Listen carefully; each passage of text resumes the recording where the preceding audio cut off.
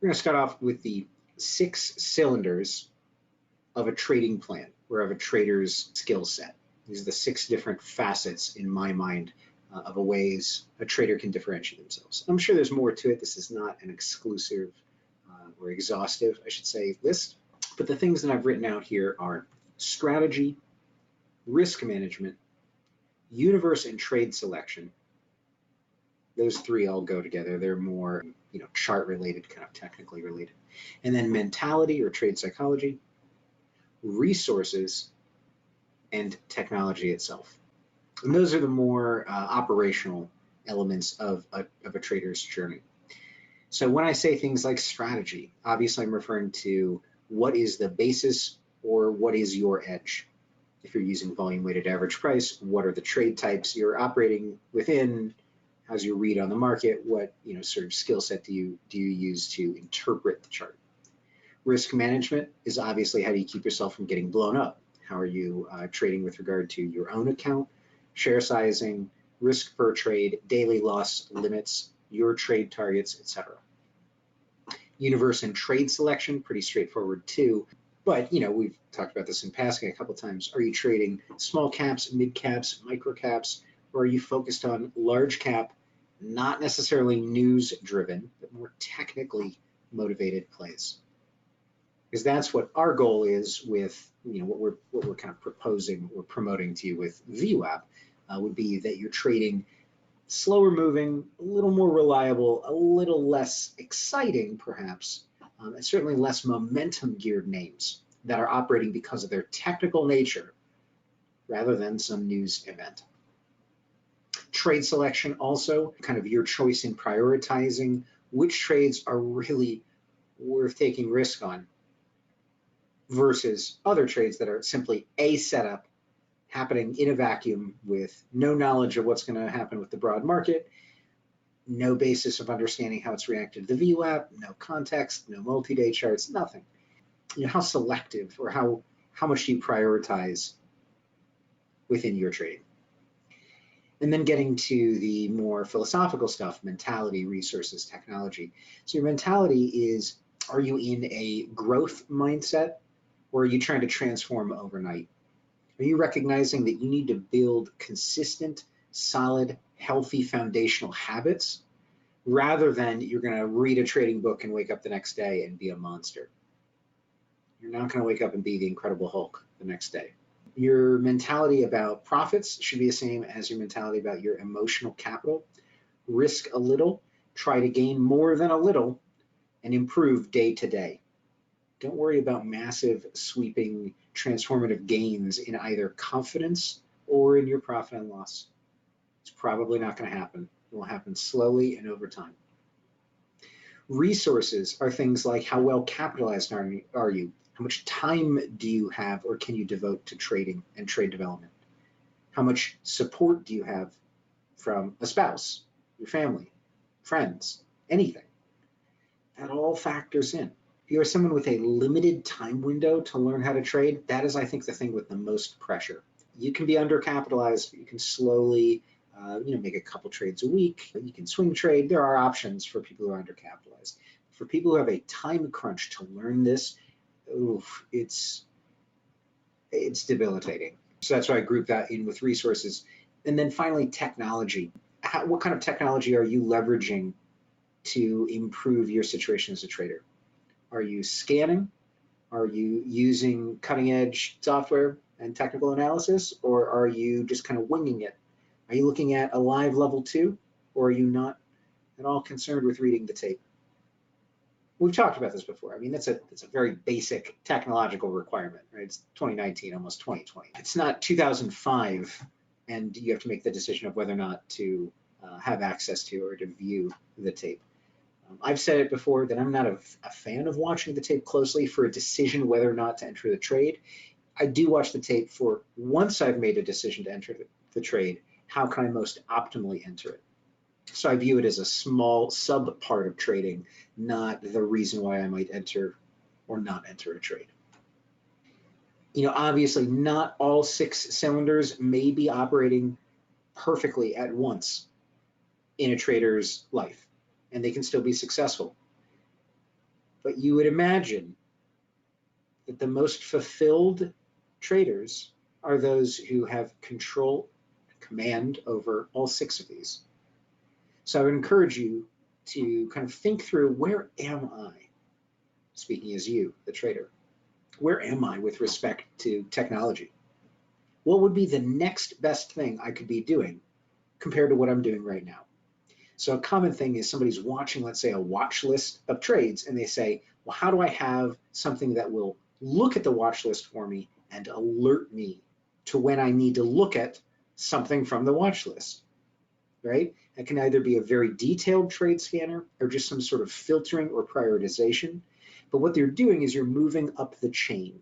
So rather than being content with where you are, ask yourself, what would be the next best incremental move that I should work towards?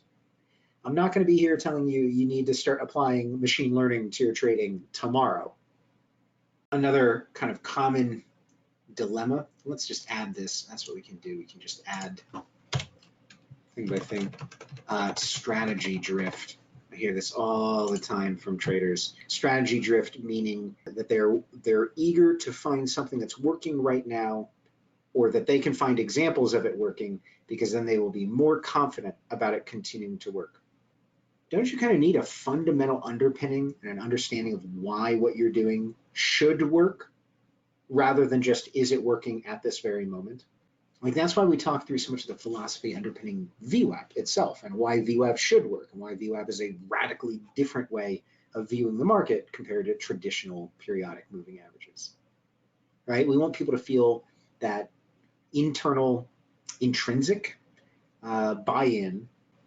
We want you to believe in why VWAP should work, not because it's what we're teaching, but because you deeply understand the mechanics of why it should work and why other traders are likely to be watching it and responding to it.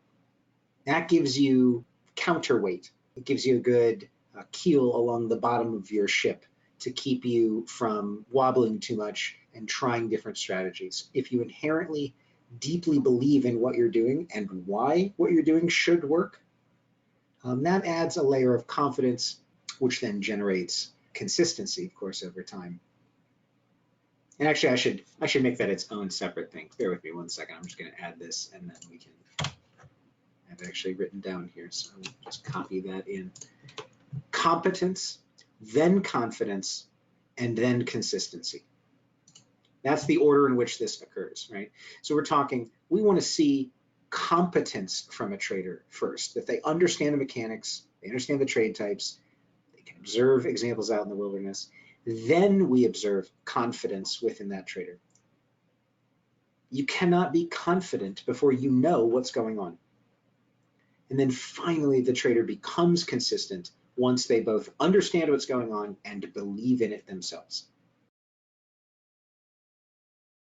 This is the, as we call it, the kind of circle of good trading, or the cycle of good trading. So very simple, multi-step process. I don't even want to say I created it, because there's nothing to be created here. This is just a healthy, normal kind of cycle for a trader. But this is how I understand the routine or rhythm that I try and get into. And you'll notice that it absolutely starts with trading risk appropriate size.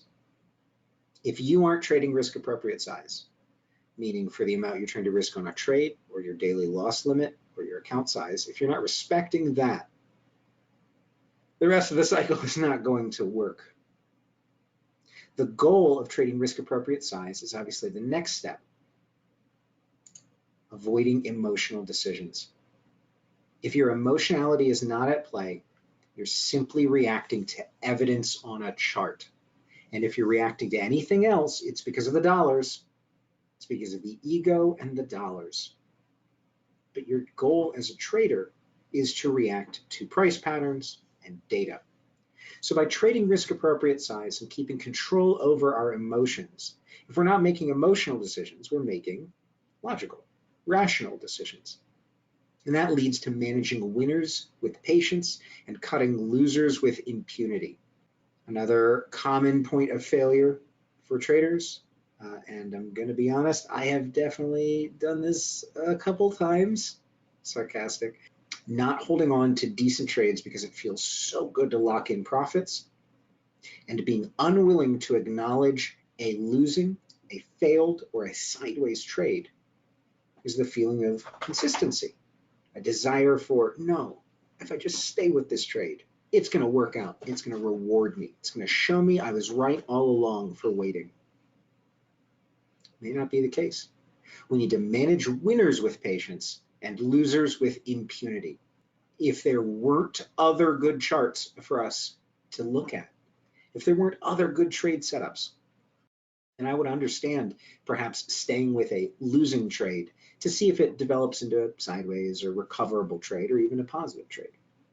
But there are thousands of stocks every day and dozens or hundreds of VWAP setups on these large cap securities. So we should be trying to move our capital into whatever the best looking charts are at that moment, not to try to reward our ego. And then as we get to the end of this cycle, of course, review with clarity. If we haven't managed our winners with patience and we've held on to some losing trades, I think we've all been here too. Do you really want to look honestly at your trading record for the day? Haven't we all had a terrible trading day before where we shut down Thinkorswim at like 4:02 p.m., right? It's just, the day is done. Thank God, I got to get away from my computer. We don't want to acknowledge the damage we've done, either financially, emotionally to ourselves, our confidence, or even just a series of a small, couple stupid trades that were really frustrating. The challenge is we don't want to review with clarity because it's unpleasant. So by operating with this cycle, trading risk appropriate size, avoiding emotionality, and then staying with our winners with patience and getting out of losing trades and not feeling bad about it, when it comes to review, you have nothing to feel bad about, right? It's like being judged for a good life that you've led. You're proud of the life you've led, then you have nothing to be ashamed of. In the same sense that your trading experience during the day should have nothing you want to hide from. Did you make a mistake? Well, that's okay. It's a mistake.